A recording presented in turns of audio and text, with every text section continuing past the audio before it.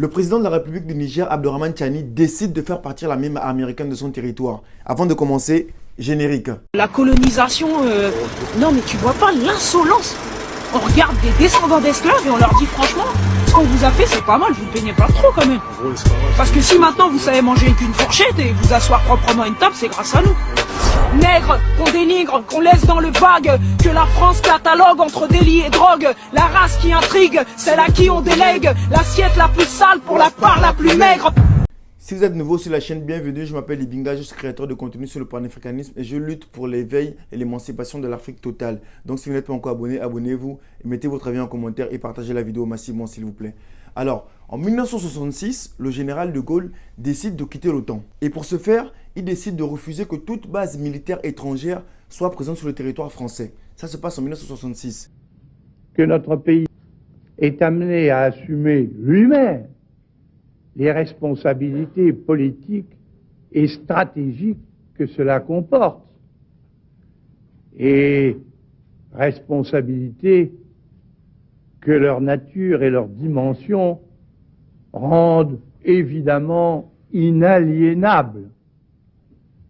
Et enfin, la volonté de la France de disposer d'elle-même, ce qui est indispensable pour qu'elle croie à son propre rôle et pour qu'elle puisse être utile aux autres.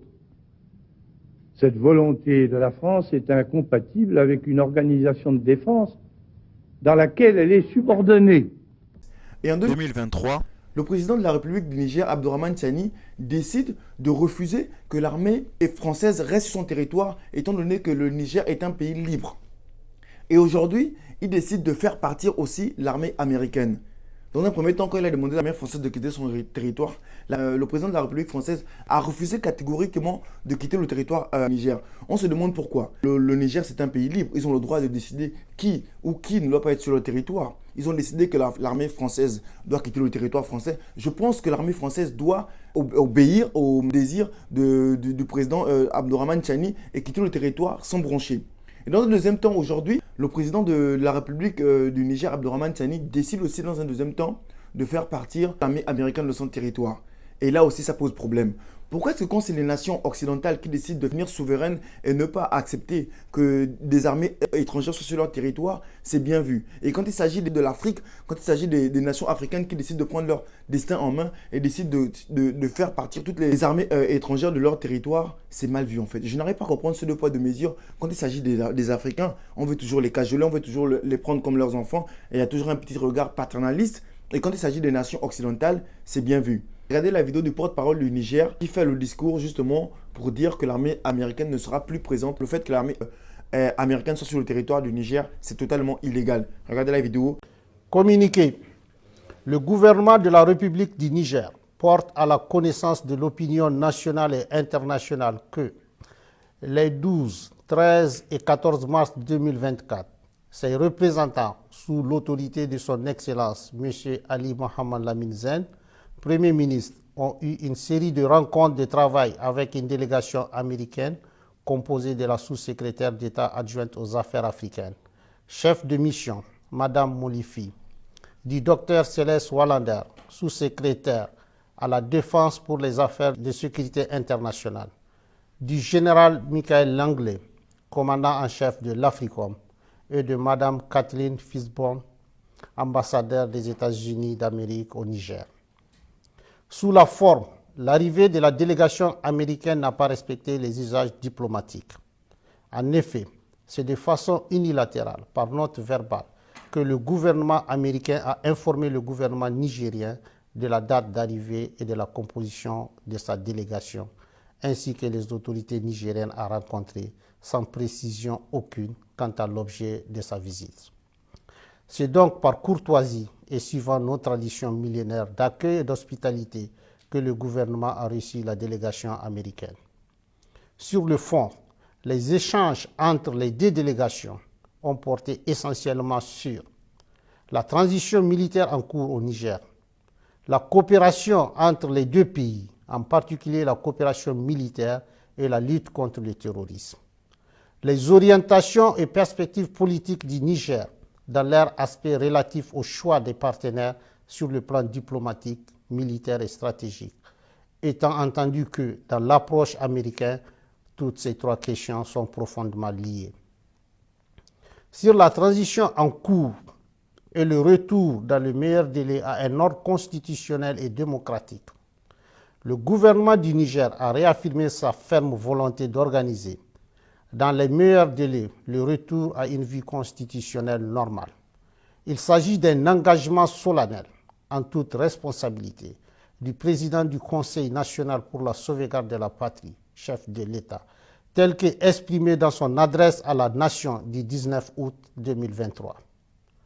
Sur le choix des partenaires diplomatiques, stratégiques et militaires, le gouvernement du Niger regrette la volonté de la délégation américaine de dénier au peuple nigérien souverain le droit de choisir ses partenaires et les types de partenariats à même de l'aider à lutter véritablement contre le terrorisme, alors même que les États-Unis d'Amérique ont décidé unilatéralement de suspendre toute coopération entre nos deux pays.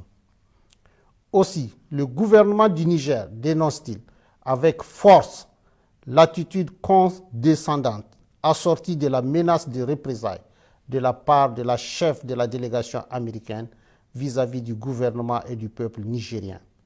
Cette attitude est de nature à saper la qualité de nos relations séculaires et miner la confiance entre nos deux gouvernements déjà entamés par les événements du 19 octobre 2023.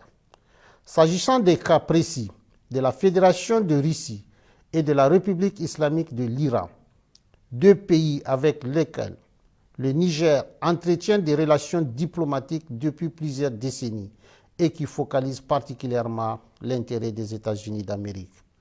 Le gouvernement tient à porter à la connaissance du peuple nigérien et de tous les peuples de la communauté internationale qu'il n'a jamais signé d'accord secret avec ses pays partenaires. Tous les accords signés par le Niger depuis l'avènement du Conseil national pour la sauvegarde de la patrie respectent le droit international et les règles de transparence. C'est pourquoi le gouvernement du Niger rejette les allégations mensongères de la chef de la délégation américaine consistant à soutenir qu'il aurait signé un accord secret sur l'uranium avec la République islamique d'Iran. Cette approche cynique, habituellement utilisée pour discréditer, diaboliser et justifier leurs menaces contre les États, ne pas sans rappeler l'exemple de la Seconde Guerre d'Irak. En effet, les Nigériens et l'ensemble de la communauté internationale se souviennent encore des fausses preuves brandies par le secrétaire d'État américain devant le Conseil de sécurité pour justifier l'agression américaine contre l'Irak et que dans cette affaire, le gouvernement du président Tanja avait été accusé de façon mensongère d'avoir fourni de l'uranium aux autorités de Bagdad, alors même qu'il est de notoriété publique que l'exploitation de l'uranium nigérien est totalement contrôlée par la France. Quant à la Fédération de Russie, il s'agit d'un partenaire avec lequel le Niger traite d'État à État, conformément aux accords de coopération militaire signés avec les gouvernements antérieurs pour acquérir le matériel militaire nécessaire à sa lutte contre le terrorisme qui a fait des milliers d'innocents victimes nigériens sous l'œil indifférent d'une bonne partie de la communauté internationale. Enfin, le Niger réaffirme son engagement solennel à coopérer dans la transparence et le respect de sa souveraineté avec tous les pays et peuples épris de paix et de justice, conformément aux règles du droit international. Sur la coopération entre les deux pays, en particulier la coopération militaire et la lutte contre le terrorisme, faut-il le rappeler, la présence américaine sur le territoire de la République du Niger est illégale et viole toutes les règles constitutionnelles et démocratiques qui voudraient que le peuple souverain, notamment à travers ses représentants élus, soit consulté pour l'installation d'une armée étrangère sur le territoire national. Ainsi, c'est par simple note verbale numéro 174 du 6 juillet 2012 que la partie américaine a unilatéralement imposé au Niger un accord relatif au statut du personnel militaire des États-Unis et des employés civils du département américain de la Défense sur le territoire de la République du Niger. Cet accord est non seulement profondément injuste dans son fond, mais également ne répond pas aux aspirations et aux intérêts du peuple nigérien pour les raisons objectives suivantes. D'abord, il contraint le Niger à payer des factures liées aux taxes des avions militaires américains dont ces derniers doivent normalement s'acquitter et qui coûtent des milliards de francs CFA aux contribuables nigériens. Ensuite, les autorités nigériennes compétentes n'ont aucune information sur les activités militaires menées à partir des bases américaines au Niger et ignorent jusqu'aux effectifs civils et militaires ainsi que le matériel américain déployé sur le sol nigérien. Enfin, l'armée américaine n'a aucune obligation, selon l'accord, d'accéder aux demandes nigériennes d'appui contre les groupes terroristes qui assassinent nos vaillantes forces de défense et de sécurité et massacrent nos laborieuses populations. Aussi, depuis le 26 juillet 2023 et l'avènement du Conseil national pour la sauvegarde de la patrie, le gouvernement américain a décidé unilatéralement et brusquement de suspendre sa coopération militaire en violation de l'accord imposé au peuple nigérien en invoquant l'article 7008 du Consolidated Appropriation Act, sans pour autant aller au bout de sa logique qui voudrait qu'il retire ses militaires du territoire nigérien.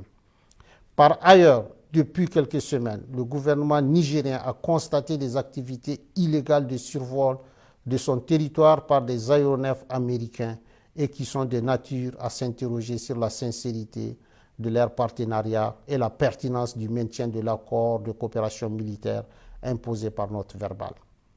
Au vu de tout ce qui précède, le gouvernement du Niger, prenant en compte les aspirations et les intérêts de son peuple, décide en toute responsabilité de dénoncer avec effet immédiat l'accord relatif au statut du personnel militaire des États-Unis et des employés civils du département américain de la défense sur le territoire de la République du Niger. Une correspondance diplomatique sera adressée à la partie américaine à cet effet.